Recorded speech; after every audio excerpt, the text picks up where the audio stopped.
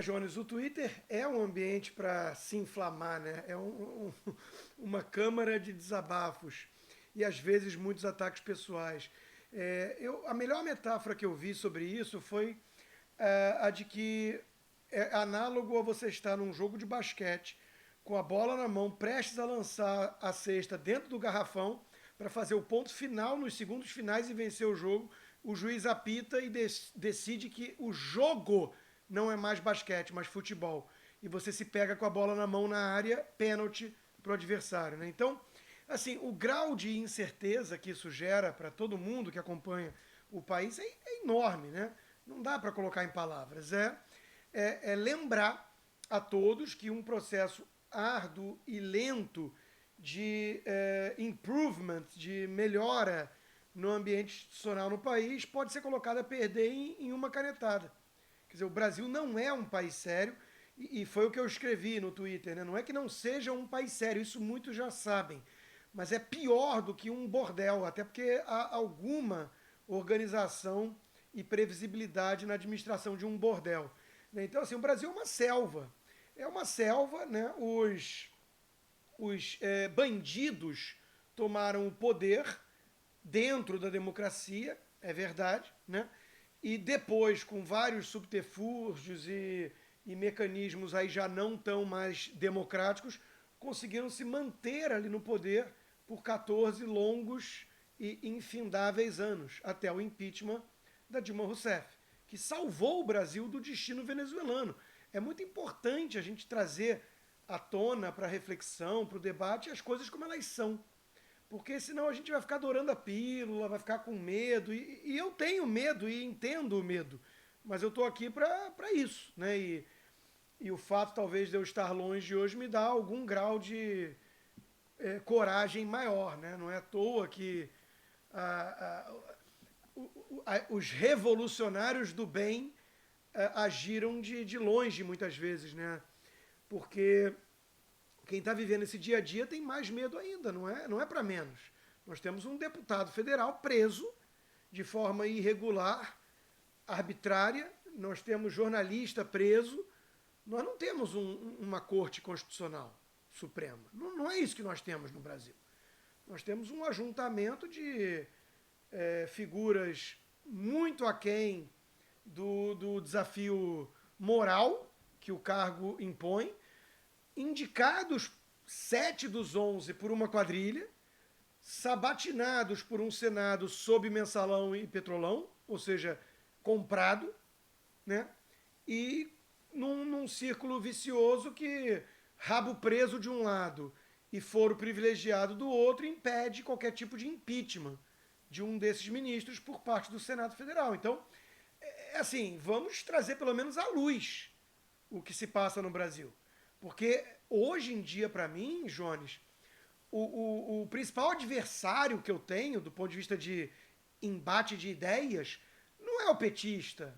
Né? O petista é o que o Fiuza falou. Dentro dos círculos razoáveis, todo mundo sabe o que é o PT e o Lula. Ninguém se engana. O meu principal adversário é aquele que repete, com pinta de moderado, que as instituições estão funcionando no Brasil. Ah, você pode discordar de uma outra medida, mas tem os mecanismos. Não, não tem. A grande discussão hoje é com a sensação de impotência do povo, né? O que fazer. E essa é a grande discussão, porque de forma um tanto desesperançosa, muitos percebem, muitos se dão conta de que não há muito o que ser feito. Né? Então, é um quadro caótico, periclitante para defensores das liberdades. Né? A situação vai se esgarçando num nível bastante preocupante.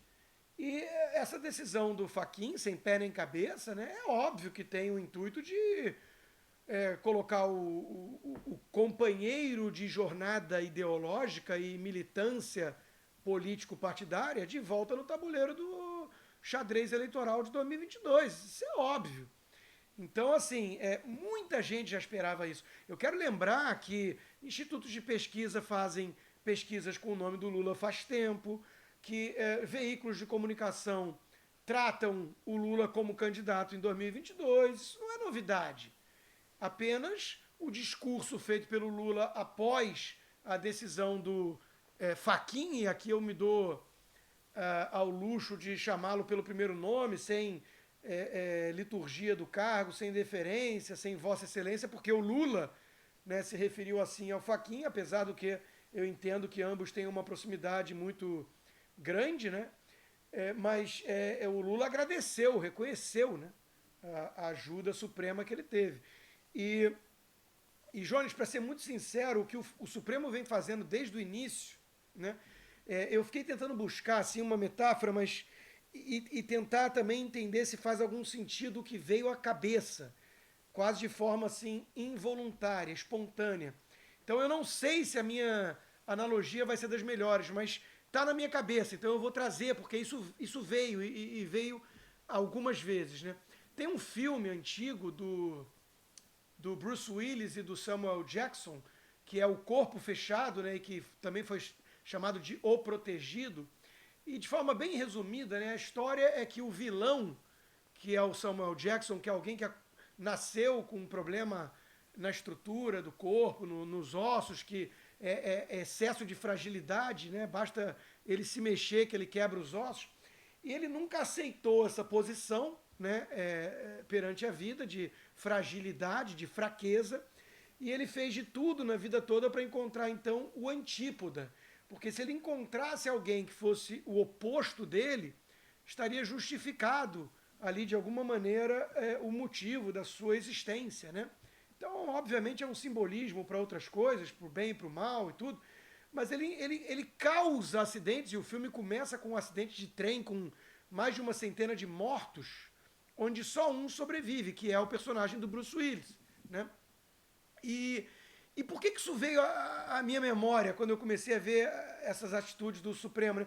Porque o Supremo, para proteger uma figura do cenário político, né, que é aquele que os colocou lá, né, pelo menos 7 dos 11, né, eles estão dispostos a causar um acidente de trem, né, matar quem tiver que matar no processo, entre aspas, a Constituição, né, porque, para pensar, eles reinterpretaram, aliás, o grau de reunião do plenário do Supremo Tribunal Federal para assuntos ligados ao Luiz Inácio Lula da Silva, um indivíduo, é uma coisa também já fora do padrão, né, histórico. Então, eles reinterpretaram a Constituição pela terceira vez em uma década, tendo o caso do Lula como provocação, que culminou no fim da prisão em segunda instância, que por sua vez levou à libertação de inúmeros presos. Então, assim, é impossível você não concluir que para soltura, para tornar a ficha limpa e elegível, para viabilizar a candidatura de Luiz Inácio Lula da Silva, este Supremo que aí temos está atacando fogo no país. É daí que veio essa minha lembrança desse filme, né? Então, assim, não dá para dourar a pílula. Agora, eu escrevi um texto para a Gazeta essa semana, só para fechar esse meu comentário inicial, que eu acho que é muito importante aqui para a gente trazer à tona também, que é o seguinte, de quem você tem medo. Né? Nós tentamos educar nossos filhos com amor e vamos querer em troca respeito, pelo menos. Né? Isso vai envolver o quê? Impor limites. E no limite, quando você não estiver sendo bem sucedido nessa missão de impor limites, colocando castigo, né, e tudo mais, você vai apelar, principalmente quando eles são menores, para algum tipo de medo. O filho vai ter medo de você e aí com o tempo ele vai entender que era para o bem dele e ele vai te respeitar. Assim, pelo menos a gente espera. Né? Agora, olha como a minha comparação é muito imperfeita. Eu estou falando de família, envolvendo pais que amam seus filhos e que sabem o que é melhor para eles e estão educando os filhos. Bom, as autoridades políticas, né, e do Estado não são nossos pais, não nos amam, nós não delegamos esse poder de educação e por aí vai. O que eu quero dizer com tudo isso, Jones? Que numa democracia nós temos que temer apenas as leis. É o governo de leis e não de homens. numa democracia livre, avançada, nós não deveríamos temer ataques, críticas, ataques verbais, críticas ácidas, duras, veementes, a quem quer que seja. E eu dei o exemplo no texto de que ninguém, de fato, tem medo de fazer isso com o presidente. Pode fazer uma réplica de uma bola de futebol da cabeça dele para uma bola de futebol e jogar uma pelada. Pode desejar a morte dele no jornal de maior circulação no país. Pode chamar de fascista, genocida e do que quiser, sabendo que nada vai acontecer como retaliação. Agora, o Supremo não. O Supremo, cada vez mais gente tem medo. Tem medo de criticar, tem medo de atacar, tem medo de subir o tom. E eu não fujo à regra. Eu não fujo à regra. Eu quero deixar muito claro aqui para os ouvintes da Gazeta do Povo que a coragem não é ausência de medo. A ausência de medo pode ser algo associado, inclusive, à loucura. Né? O sujeito que pula do alto de um prédio, ele não é corajoso, ele é louco. Então, a coragem é você domar o medo. E a coragem tem que ser a primeira virtude, como já alertava Aristóteles. Mas nós temos medo. Então eu estou deixando muito claro aqui, de forma transparente e externando isso, que eu tenho medo. E eu vou dizer, para fechar, uma decisão minha, né, para corroborar o que eu estou dizendo aqui. É uma coisa bem pessoal, talvez eu nem devesse trazer, mas eu tinha uma viagem agendada para o Brasil, inclusive remunerada, para uma palestra, e o Fiuza sabe disso, inclusive, porque eu conversei num grupo pequeno que nós temos, enfim, é uma coisa paralela, mas eu desisti, eu não vejo minha família tem tempo, estou com saudade dos meus pais, eu desisti de ir para o Brasil para ganhar dinheiro, porque eu não sei, hoje em dia está nesse nível, eu não sei o que vai acontecer. Eu acho que é uma probabilidade pequena? Acho, mas eu não sei. Eu não sei se o Supremo Tribunal Federal ou algum desses ministros, numa decisão monocrática, incomodado com o tom das minhas críticas, pode me mandar prender até, por que não, né? Porque não precisa ter cometido crime, não precisa ter feito nada a princípio. Então, nós estamos nesse grau de arbítrio e isso remete a distopias totalitárias. E é muito importante que nossos ouvintes entendam que não é preciso perseguir e prender todo mundo. Nenhum regime totalitário fez isso. Basta o seu vizinho ser arrastado pela polícia de madrugada pelo crime de opinião. Acabou. Toda a vizinhança vai ficar em pânico, paralisada e vai parar de criticar o regime.